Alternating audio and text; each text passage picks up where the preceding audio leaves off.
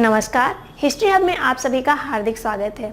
तो आज हम लोग जिस टॉपिक पर चर्चा करने जा रहे हैं वो है साइमन कमीशन और नेहरू रिपोर्ट।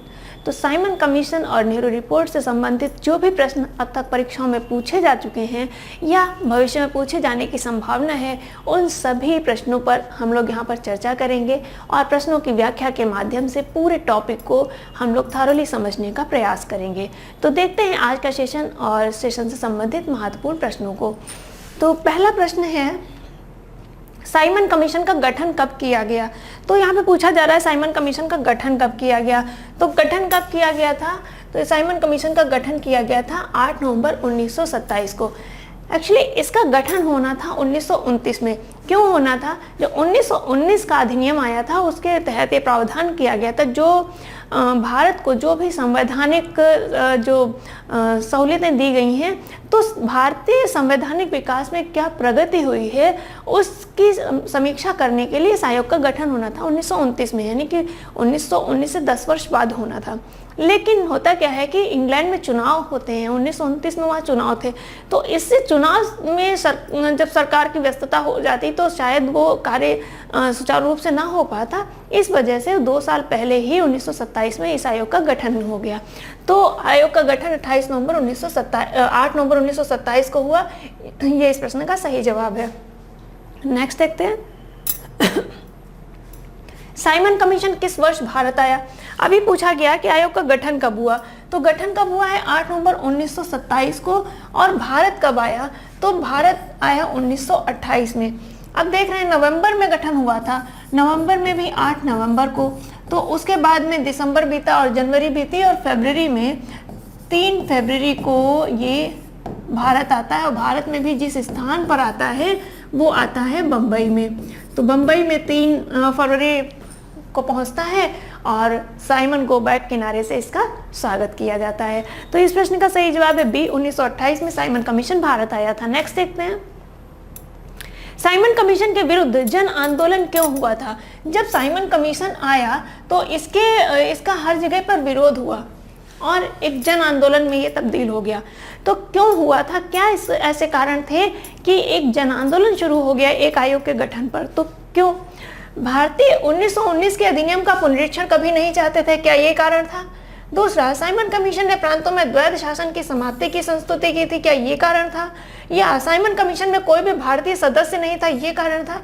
या फिर साइमन कमीशन ने देश के विभाजन का सुझाव दिया था, क्या कारण था?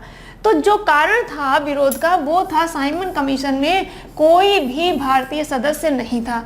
तो जो आयोग, जो कमीशन भारत में संवैधानिक प्रगति पर चर्चा करने के लिए आ रहा है, उस आयोग में एक भी सदस्य भारत का नहीं, यानी जिस देश की आप संवैधानिक प्रगति का निरीक्षण कर रहे हैं, पुनरीक्षण कर रहे हैं, और उस देश का एक भी प्रतिनिधि उसमें शामिल नहीं है, तो ये अपमानजनक चीज़ है। तो इसी वजह से, चूंकि इसमें कोई भी भारतीय सदस्य नहीं था, इसी वजह से इस आयोग का भारत में विरोध किया गया और ये जन आंदोलन के रूप में परिवर्तित हो गया।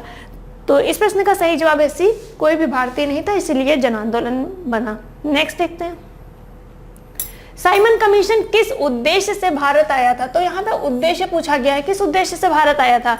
प्रशासनिक सुधार पर विचार करने के लिए, शिक्षा में सुधार के लिए, कृषि क्षेत्र में सुधार के लिए, या फिर सैनिक क्षमता में मूल्यांकन के लिए? तो किस उद्देश्य से साइमन कमीशन भारत आया था? तो साइमन कमीशन भारत आया था प्रशासनिक सुधार पर विचार करने के लिए। और साइमन कमीशन का जो वास्तविक नाम था वो भारत संवैधानिक आयोग ही था, यानी कि संवैधानिक प्रगति पर ही विचार करने आया था। लेकिन इसके अध्यक्ष थे जॉन साइमन, तो जॉन साइमन के नाम पर या अध्यक्ष के नाम पर ये पॉपुलर हुआ साइमन कमीशन के नाम से। तो साइमन कमीशन किस उद्देश्य से आया था? प्रशासनिक सुधार पर विचार करने के लिए। तो इस प्रश्न का सही जवाब है ए। नेक्स्ट देखते हैं, साइमन कमीशन का गठन किस दल के द्वारा किया गया? तो किस दल के द्वारा गठन किया गया? उदारवादी है, रूढ़िवादी है, लेबर पार्टी है, या उपरोक्त में से कोई नहीं? तो किस दल के द्वारा किया गया था? रूढ़िवादी दल या कंजर्वेटिव पार्टी के द्वारा किया गया था। और इस समय जो रूढ़िवादी दल के जो प्राइम मिनिस्टर थे वो प्राइम मिनिस्टर थे स्टैनले बाल्डविन।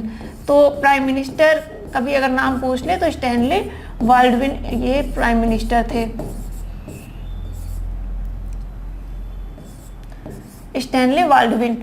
प्राइम मिनिस्टर थे, ये भी आपको ध्यान रखना है। किस पार्टी से थे? रूढ़िवादी दल या कंजर्वेटिव पार्टी से।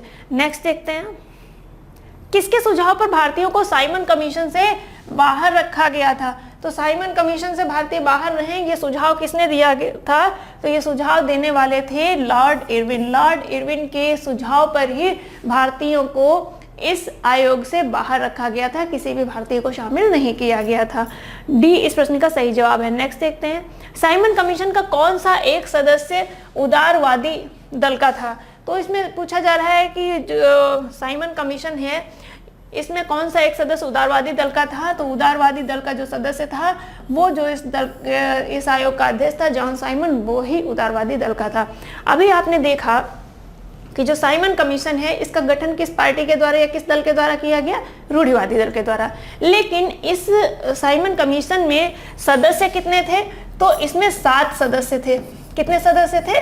7 सदस्य। और इन 7 सदस्यों में तीनों पार्टी के लोग थे, उदारवादी, आपका रूढ़िवादी और लेबर पार्टी, तीनों के ही प्रतिनिधि उसमें थे इन 7 सदस्यों में। अब पूछा जा रहा है कि उसका अध्यक्ष जो था, कौन सा एक सदस्य जो था उदारवादी दल का था? तो उसका अध्यक्ष जो था जॉन साइमन, वो ही उदारवादी दल से था।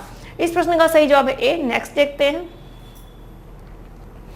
निम्न कथनों में से कौन साइमन कमीशन के संबंध में सही है?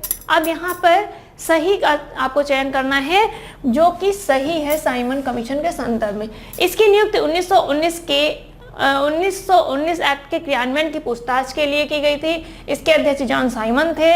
इसने संघीय प्रकार की सरकार के लिए संस्तुति की थी। भारतीयों ने इसका विरोध किया था। तो क्या इसमें सही है? देखिए 1919 के एक्ट के क्रियान्वयन की पूछताछ के लिए था, बिल्कुल सही। इसके अध्यक्ष जॉन साइमन थे, बिल्कुल जॉन साइमन थे। इसने संघीय प्रकार की सरकार के लिए संस्तुति की थी, ये भी सही है। और भारतीयों ने इसका विरोध किया था, ये भी सही है। चारों सही है, इसका मतलब है डी इस प्रश्न का सही जवाब है। सभी विकल्प सही हैं। नेक्स्ट देखते हैं, साइमन कमीशन की सिफारिश के संदर्भ में निम्नलिखित में से कौन सा कथन सही है? अब यहाँ पर 4 कथन दिए हैं, आपको बताना है कौन सा कथन सही है। इसका मतलब है 3 कथन ऐसे हैं जो कि गलत हैं या सही नहीं है, कोई एक कथन ही सही है। इसने प्रांतों में द्वैध शासन को उत्तरदायी सरकार द्वारा प्रतिस्थापित करने की संस्तुति की। इसने गृह विभाग के अधीन अंतर प्रांतीय परिषद स्थापित करने का सुझाव दिया। केंद्र में द्विसदन विधायिका के उन्मूलन का सुझाव दिया। इनमें से कोई नहीं। तो इसने जो प्रांतों में द्वैध शासन, जो कि 1919 के अधिनियम के द्वारा प्रांतों में द्वैध शासन लागू किया गया था, उसको उत्तरदायी सरकार के द्वारा पुनर्स्थापित करने का या प्रतिस्थापित करने की संस्तुति की थी। तो पहला विकल्प इसमें सही है, द्वैध शासन को उत्तरदायी सरकार द्वारा प्रतिस्थापित करने की संस्तुति। नेक्स्ट देखते हैं, लाला लाजपत राय कैसे घायल हुए थे? किसके बारे में पूछ रहा है? लाला लाजपत राय कैसे घायल हुए थे? साइमन कमीशन के विरोध में हुए लाठीचार्ज में, रॉलेट एक्ट के विरोध में हुए लाठीचार्ज में, भारत छोड़ो आंदोलन समय हुए लाठीचार्ज में, उक्त में से कोई नहीं। तो साइमन कमीशन के विरोध में हुए लाठीचार्ज में ही लाला लाजपत राय घायल हुए थे। देखिए, जब साइमन कमीशन आया तो साइमन कमीशन का जगह जगह पर विरोध किया गया। तो इसी क्रम में जो लाला लाजपत राय हैं, लाला लाजपत राय ने लाहौर में साइमन कमीशन के विरोध का नेतृत्व किया। और लाहौर में विरोध का जब नेतृत्व किया तो इनके ऊपर लाठीचार्ज की गई। और वो लाठीचार्ज जो कराया वो स्कॉट जो था उसके आदेश पर सैंडर्स के द्वारा लाठीचार्ज किया गया। और इस लाठीचार्ज में लाला लाजपत राय बहुत गंभीर रूप से घायल हो गए और आगे चल कर के 17 नवंबर 1928 को इनकी मृत्यु भी हो जाती है। तो लाला लाजपत राय की मृत्यु की भी तारीख याद रखनी है, 17 नवंबर 1928 को। तो कैसे घायल हुए थे? साइमन कमीशन के विरोध में लाठीचार्ज में। कहाँ पर ये साइमन कमीशन का विरोध का नेतृत्व कर रहे थे? लाहौर में कर रहे थे। किसने इनके ऊपर लाठीचार्ज किया? सैंडर्स ने किया। किसके आदेश पर लाठीचार्ज हुआ? स्कॉट के आदेश पर हुआ। और कब लाला लाजपत राय की मृत्यु हुई? तो 17 नवंबर 1928 को। ये सभी इस प्रश्न के संदर्भ में महत्वपूर्ण व्याख्या है। नेक्स्ट देखते हैं, पंजाब केसरी किसकी उपाधि थी? तो पंजाब केसरी जो उपाधि थी, ये उपाधि थी लाला लाजपत राय की। सी इस प्रश्न का सही जवाब है। नेक्स्ट देखते हैं, नेहरू रिपोर्ट किसने तैयार की थी? जो नेहरू रिपोर्ट है, नेहरू रिपोर्ट के संबंध में पूछा जा रहा, किसने तैयार की थी? मोतीलाल नेहरू, जवाहरलाल नेहरू, आर के नेहरू, BL नेहरू। तो निश्चित रूप से जो नेहरू रिपोर्ट है ये तैयार की गई थी मोतीलाल नेहरू के द्वारा। जब नेहरू समिति बनी थी और उस नेहरू समिति के द्वारा ही ये रिपोर्ट जो बनी, चूँकि जो नेहरू समिति थी वो एक समिति बनाई गई थी जो भारतीय संविधान का एक मसौदा तैयार कर सके, और उसकी अध्यक्षता मोतीलाल नेहरू को सौंपी गई थी। तो मोतीलाल नेहरू जो कि अध्यक्ष थे, उन्हीं के नाम पर इस समिति का नाम पड़ा नेहरू समिति। तो ये जो रिपोर्ट तैयार की किसके द्वारा? मोतीलाल नेहरू के द्वारा। नेक्स्ट देखते हैं, निम्न में से किसने सर्वप्रथम भारत के लिए औपनिवेशिक स्वराज की मांग की थी? तो भारत के लिए औपनिवेशिक स्वराज की मांग सर्वप्रथम किसने की थी? तो सर्वप्रथम भारत के लिए औपनिवेशिक स्वराज की मांग करने वाले थे तेज बहादुर सप्रू और एम.आर. जयकर। तो सी इस प्रश्न का सही जवाब है तेज बहादुर सप्रू और जयकर, पूरा नाम एम.आर. जयकर। तो इस प्रश्न का सही जवाब है सी। नेक्स्ट देखते हैं, निम्न में से सही कथनों का चयन करें। यहाँ पर है आपको निम्न में से सही कथनों का चयन करें। पहला, कलकत्ता में सी.आर. दास मेयर चुने गए। दूसरा, परिवर्तनवादियों ने, ये क्वेश्चन रिपीट हो गया है आपके प्रीवियस सेशन का, तो चलिए स्किप कर देते हैं। नेक्स्ट देखते हैं, भारतीय स्वतंत्रता आंदोलन के काल में नेहरू रिपोर्ट में निम्नलिखित में से किसकी अनुशंसा की गई? अब यहाँ पे पूछा जा रहा है कि नेहरू रिपोर्ट में किन किन बातों की अनुशंसा की गई है। भारत के लिए पूर्ण स्वतंत्रता, अल्पसंख्यकों हेतु आरक्षित स्थानों के लिए संयुक्त निर्वाचन क्षेत्र, संविधान में भारतीयों के लिए, ये 3 है, इसी का ये कंटिन्यूएशन है, संविधान में भारतीयों के लिए मौलिक अधिकारों का प्रावधान। अब आपसे पूछा जा रहा है कि इनमें से कौन सा किस चीज की अनुशंसा की गई? तो देखिए, जो पूर्ण स्वतंत्रता है, पूर्ण स्वतंत्रता इसमें नहीं थी और इसकी घोषणा होगी 1929 में। तो पूर्ण स्वतंत्रता का प्रावधान इसमें नहीं था, तो पहला कथन हो गया गलत। अल्पसंख्यकों है तो आरक्षित स्थानों के लिए संयुक्त निर्वाचन क्षेत्र बिल्कुल था। जो अल्पसंख्यक है उनको किसी भी तरह से पृथक निर्वाचन मंडल ना प्रदान करके उनको संयुक्त निर्वाचन मंडल दिया जाए। हाँ, उसमें जो संयुक्त निर्वाचन मंडल है उसमें उनको आरक्षण प्रदान किया जाए, ये इसमें प्रावधान रखा गया था। संविधान में भारतीयों के लिए मौलिक अधिकारों का प्रावधान ये भी था। 2 और 3 बी विकल्प में है, यही इस प्रश्न का सही जवाब है। नेक्स्ट देखते हैं,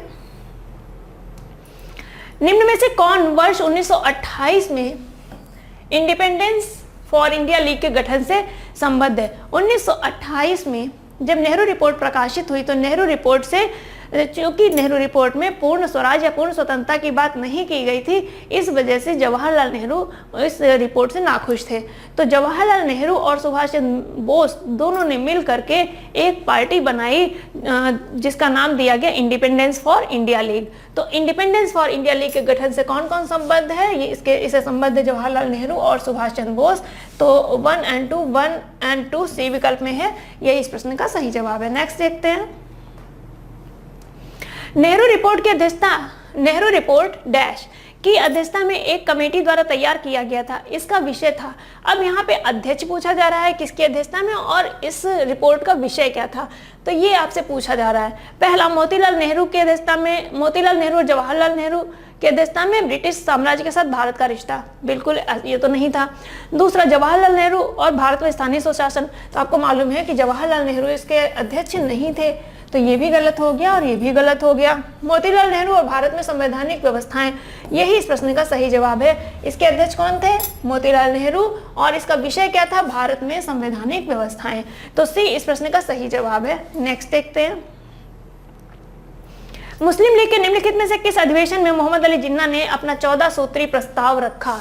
तो यहाँ पे पूछा जा रहा है मोहम्मद अली जिन्ना के द्वारा जो 14 सूत्री प्रस्ताव रखा गया था वो किस अधिवेशन में रखा गया था? तो ये रखा गया था वर्ष 1929 में। अब यहाँ पर हम लोग थोड़ा सा समझ लेते हैं। जब साइमन कमीशन आया, तो साइमन कमीशन 1927 में आया। साइमन कमीशन का भारत में हर जगह पर विरोध किया गया।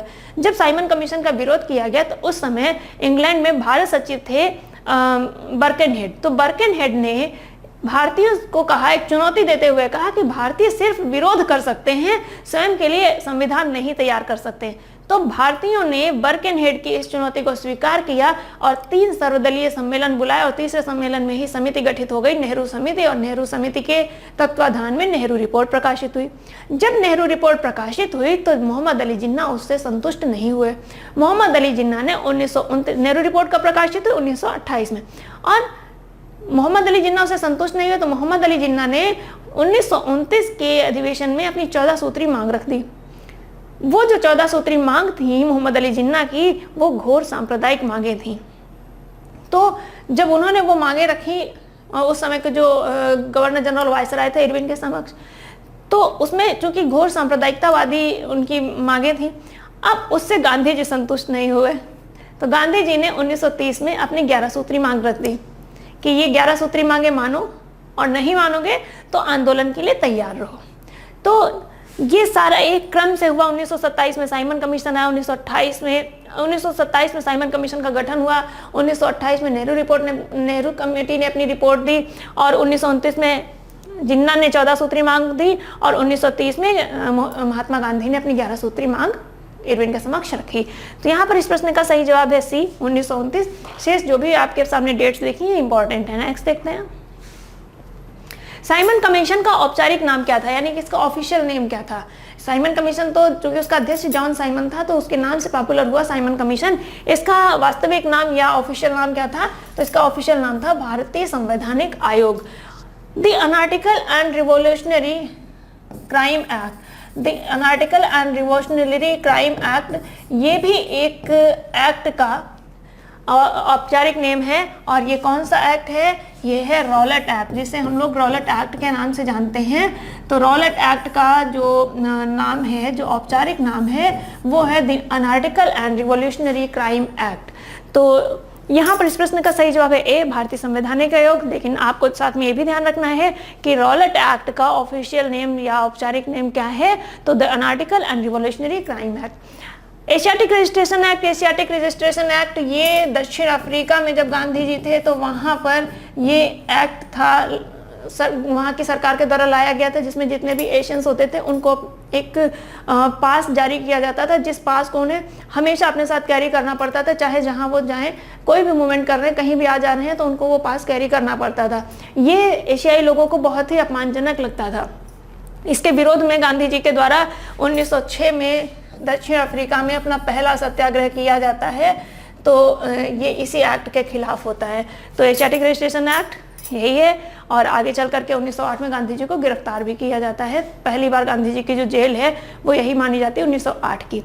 तो यहाँ पर इस प्रश्न का सही जवाब है भारतीय संवैधानिक आयोग। अनआर्टिकल एंड रिवोल्यूशनरी एक्ट आपको मालूम होना चाहिए। साथ ही साथ एशियाटिक रजिस्ट्रेशन एक्ट, कहाँ ये एक्ट लागू किया गया था, ये दक्षिण अफ्रीका में, और इसके विरोध में गांधी जी ने अपना प्रथम सत्याग्रह प्रारंभ किया।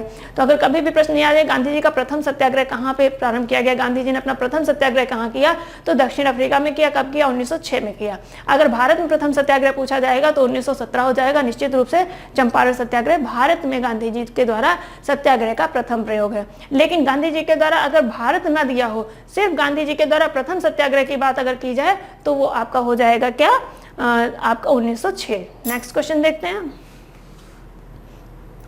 कांग्रेस दल की उग्र शाखा ने, जिसके एक प्रमुख नेता जवाहरलाल नेहरू थे, इंडिपेंडेंस फॉर इंडिया लीग की स्थापना की थी। इसकी स्थापना का उद्देश्य था, अब इसकी स्थापना का क्या उद्देश्य था, अभी आपको बताया कि 1928 में सुभाष चंद्र बोस और जवाहरलाल नेहरू दोनों लोगों ने मिल करके ये लीग गठित की थी, इंडिपेंडेंस फॉर इंडिया लीग। तो इसका उद्देश्य क्या था? तो इसका उद्देश्य था नेहरू रिपोर्ट का विरोध। और नेहरू रिपोर्ट का विरोध क्यों कर रहे थे? क्योंकि नेहरू रिपोर्ट में पूर्ण स्वराज की बात नहीं की गई थी, डोमिनियन स्टेटस की बात की गई थी। और नेहरू जी यानी कि जवाहरलाल नेहरू ये डोमिनियन स्टेटस से संतुष्ट नहीं थे। उनका मानना था कि अब पूर्ण स्वराज से नीचे कुछ नहीं। तो नेहरू रिपोर्ट का विरोध करने के उद्देश्य से ही इसका गठन किया गया था। नेक्स्ट देखते हैं, साइमन कमीशन में कितने सदस्य थे? तो साइमन कमीशन में 7 सदस्य थे। और साइमन के संदर्भ में ये 7 ही बहुत महत्वपूर्ण है। 7 से साइमन, 7 से 27, 1927 में गठन हुआ। 7 सदस्य, सभी श्वेत थे, यानी कि कोई भी इसमें भारतीय नहीं था, तो सभी श्वेत थे। और इसका जो आपका देखते हैं लाठी चार्ज हुआ है लाला लाजपत राय पे, तो उसकी जो लाठी चार्ज है, उस लाठी चार्ज का आदेश किसने दिया था? स्कॉट ने दिया था। लाठी चार्ज किसने किया? सैंडर्स ने किया। 7 से आप कनेक्ट करेंगे तो साइमन कमीशन के बारे में आपको सारी जानकारी याद नहीं करनी पड़ेगी, ऐसे ही हो जाएगी। नेक्स्ट देखते हैं, कांग्रेस के किस अधिवेशन में साइमन कमीशन के विरोध का निर्णय लिया गया? तो देखिए 1927 में 8 नवंबर को गठन होता है साइमन कमीशन का।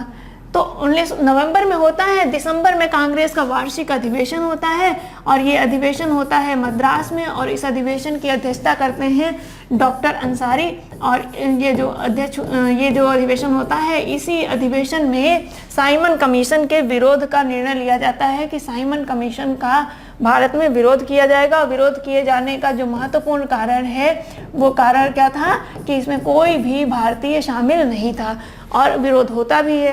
दिसंबर में ये अधिवेशन होता है, दिसंबर में विरोध का निर्णय लिया जाता है। फरवरी में जब साइमन कमीशन आता है तो उसको भारत में हर जगह विरोध का सामना करना पड़ता है। इस प्रश्न का सही जवाब है ए 1927। नेक्स्ट देखते हैं, साइमन गो बैक का नारा किसने दिया था?